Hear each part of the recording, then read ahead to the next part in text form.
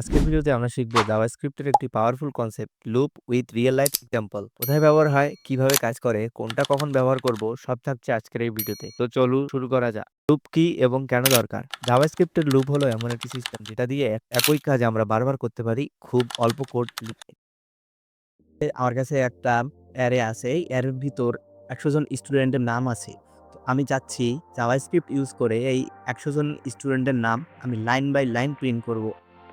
এটা করার জন্য আমরা যদি খুব সাধারণভাবেই যদি চিন্তা করি তাহলে আমরা এইভাবে কনসোল লগ নেমস যেই অ্যারেটা আছে এর ফার্স্ট ইন্ডেক্স, তো আমরা জানি এই প্রথম নাম এটার ইন্ডেক্স কত, মানে এই নামটার অবস্থান কত, এটার অবস্থান হলো 0, তারপর 1, এখানে 2, এখানে 3, এটা 4, এটা 5, এটা 6, এইভাবে। তো আমরা যদি প্রথম নামটা প্রিন্ট করতে চাই এখানে ইন্ডেক্সের মান 1 দিতে, তারপরে এই সেম এইভাবেই আমরা এখানে ইন্ডেক্সের মান 0 দিতে হবে, এখানে 1 দিতে হবে। তারপর যদি তৃতীয় নামটা প্রিন্ট করতে চাই এখানে ইন্ডেক্সের মান 2 দিতে হবে। এইভাবে 100 লাইন কি কোড করা আপনার সম্ভব?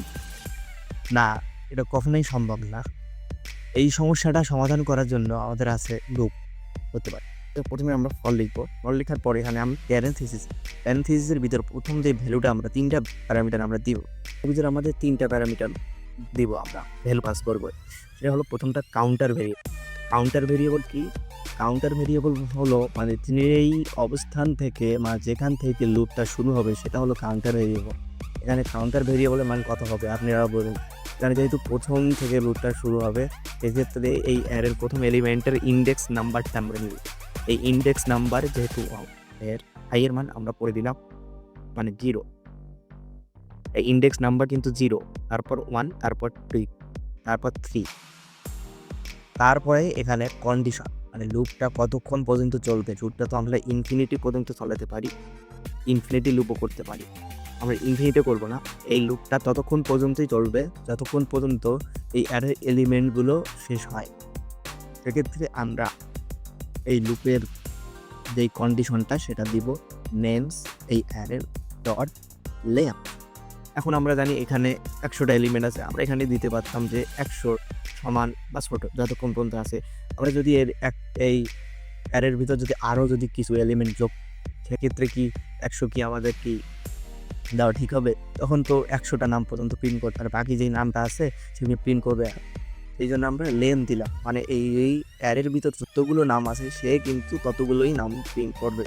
তারপর আমাদের লুপের যেই থার্ড যেই ভ্যালুটা আছে সেটা হলো ইনক্রিমেন্ট বা ডিক্রিমেন্ট। লুপটা কীভাবে আগাবে? আমরা চাচ্ছি প্রথম নামটা প্রিন্ট হোক, তারপরে নামটা আবার প্রিন্ট করুক, তারপরে নামটা প্রিন্ট করুক। তাহলে কিভাবে যাচ্ছে লুপটা, মানে লুপটা ইটারেট করবে কীভাবে, লুপটা এক এক করে আগাবে। সেক্ষেত্রে আমাদের ইনক্রিমেন্টের মান হবে i++, মানে এক এক করে। তারপর আমরা কার্লি ব্রেসেস ভিতরে আমরা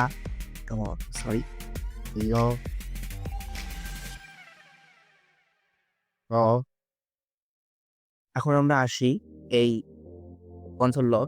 এখন যদি আমরা নেমস দেওয়ার পর এখানে যদি স্কোয়ার ব্র্যাকেটের ভিতর যদি আমরা এই i এর ভ্যালুটা দিয়ে দিই,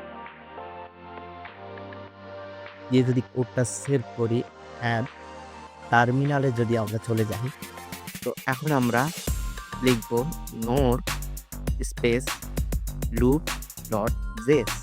এখন যদি আমরা এখানে ভুল হয়েছে, লুপ হবে ডট জেস।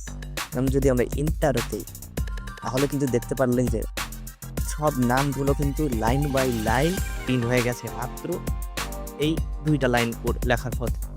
তো এখন লাইন বাই লাইন প্রিন্ট হলো, কতগুলো নাম প্রিন্ট হলো আমরা তো আর এইভাবে গুনে দেখতে পাবো। আমরা চাচ্ছি এই নামের সামনে 1 2 3 4 মানে একটা লিস্টের মতো নামগুলো প্রিন্ট হোক। সেক্ষেত্রে আমরা একটা জিনিস ব্যবহার করতে পারি, সেটা হলো টেমপ্লেট রিটারেল, যেটা আমার স্ক্রিপ্টের টেমপ্লেট রিটারেল আছে সেটা আমরা ব্যবহার করতে পারি। এই কনসোল লগের ভিতরে এটা দিয়ে দিলাম। এটা মানে কি, এটা দেখো, প্রথমে আমরা এই যেই নামগুলো আছে এর সামনে আমরা 1 2 3 4 এইভাবে একটা লিস্ট আকারে প্রিন্ট করব। সেক্ষেত্রে আমরা আই এর মান কিন্তু প্রথমে আমরা জানো আই এর মান প্রথম অবস্থায় আমরা 0 রেখেছি। সেক্ষেত্রে প্রথম যে ভ্যালুটা আছে এর সামনে আই এর মান আমরা 0 সাথে 1 যোগ করলে 1 হবে এখানে। দেন আমরা এখানে নেমস যেই নামটা আছে সেটা প্রিন্ট করে দিয়েছি। এখন আমরা যদি টার্মিনালে যাই, টার্মিনাল প্রিন্ট করার শর্টকাট যে কমান্ডটা আছে ctrls দিয়ে আপনি যে ইন্টারফেস টার্মিনাল কিন্তু প্রিন্ট হয়ে যাবে। তারপর আমরা রিসেন্ট যেই মানে কমান্ডগুলো আছে সেটা যদি দেখতে চান তাহলে আপনার কিবোর্ডের আপ অ্যারো প্রেস করবেন, প্রেস করে দেখতে পারবেন রিসেন্ট যেই কমান্ডগুলো আছে সে এখন থেকে ভিডিওটা দিয়ে দিই।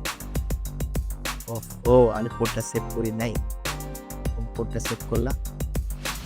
এখন আমি ভিডিওটা দিয়ে দিই, দেখুন 100টা নাম কিন্তু প্রিন্ট করে দিয়েছে এবং লিস্ট আকারে সে প্রিন্ট করে দিয়েছে।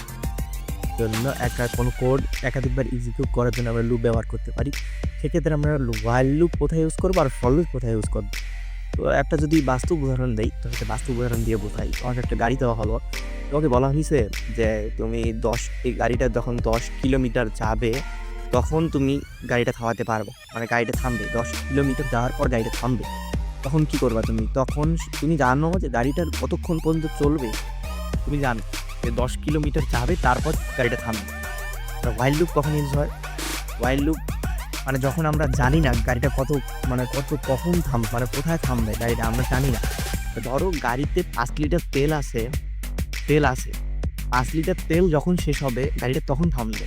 মনে তো হইতে পারে যে 5 লিটার তেলে গাড়িটা 10 কিলোমিটার গেল, বা অন্য ক্ষেত্রে বা 2 কিলোমিটার গেল, বা এমনও হইতে পারে 1 কিলোমিটার যাওয়ার পরেই থেমে গেল, এইরকম কিছু হইতে পারে। তো while লুপ কোথায় ইউজ হয়? খুব যদি সাধারণভাবেই ভাবেন তো আপনারা দেখতে পারেন যে যখন কোনো ওয়েবসাইটে আপনারা ঢোকার পরে যে ইউজার অথেন্টিকেশন আছে, আপনার ইউজার অথেন্টিকেশন বলতে আপনি যখন কোনো ওয়েবসাইটে লগ ইন করতে যান আপনার সঠিক পাসওয়ার্ড যতক্ষণ পর্যন্ত দেন না ততক্ষণ পর্যন্ত কিন্তু ওই বক্সটা পপ আপ করে, মানে আপনার কাছে পাসওয়ার্ড চাই। আর যতক্ষণ পর্যন্ত আপনি পাসওয়ার্ড দিবেন না ততক্ষণ পর্যন্ত কিন্তু আপনাকে বুঝাই লাগবে। এখন আমি আসি ফোর্ডে আসবো। এখন while লুপ লেখার জন্য আমাদের শুধু while লিখতে হবে। while লেখার পর এখানে প্যারেন্থেসিসের ভিতরে যে কন্ডিশনটা দিবেন সেটা যতক্ষণ পর্যন্ত ট্রু থাকবে ততক্ষণ পর্যন্তই কোডটা এক্সিকিউট হবে। তো কেউ জানার কাছে এখানে ট্রু করে দেয়, ট্রু করে দেওয়ার পর এখানে দেই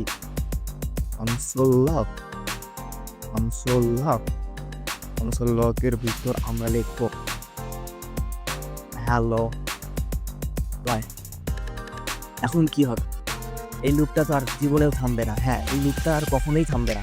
আপনার সিস্টেম যতক্ষণ পর্যন্ত ওপেন আছে এই লুপটা ততক্ষণ পর্যন্তই চলবে। এটা কখনো আপনি ট্রাই করবেন না, আপনার সিস্টেম ক্র্যাশ করতে পারে। যাই হোক, আমি এটা আপনাকে চালিয়ে দেখাবো এখন। বিসমিল্লাহ। এই দেখুন, মানে অনবরত কিন্তু সে রান হচ্ছে। এই দেখুন অনবরত যে প্রচুর, মানে লাখ মিলিয়ন বিলিয়ন ট্রিলিয়ন, মানে এটা কখনোই থামবে না। যাই হোক, এখানে ফলস করে দিতে হবে আমাকে। বাবা রে,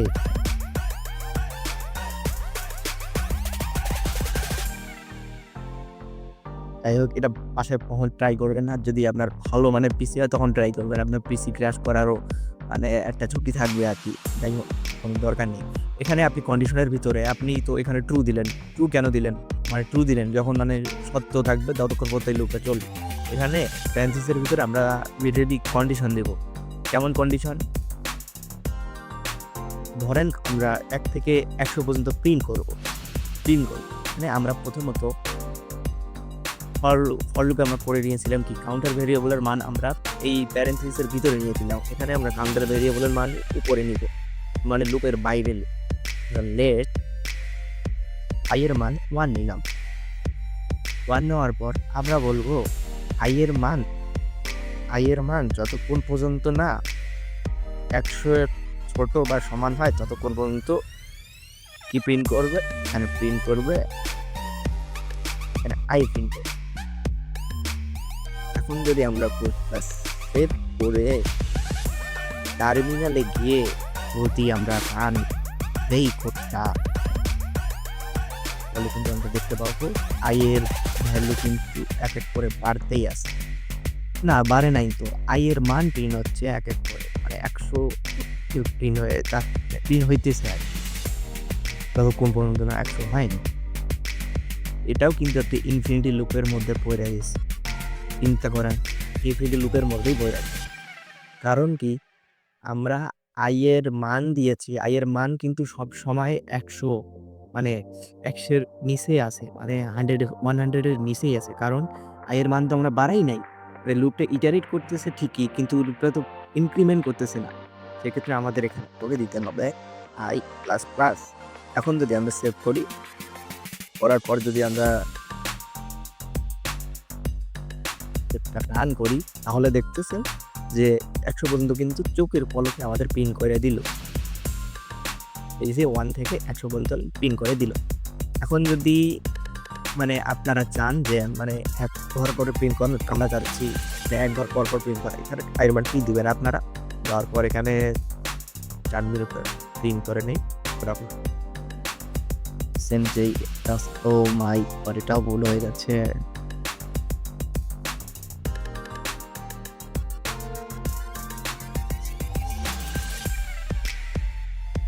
না,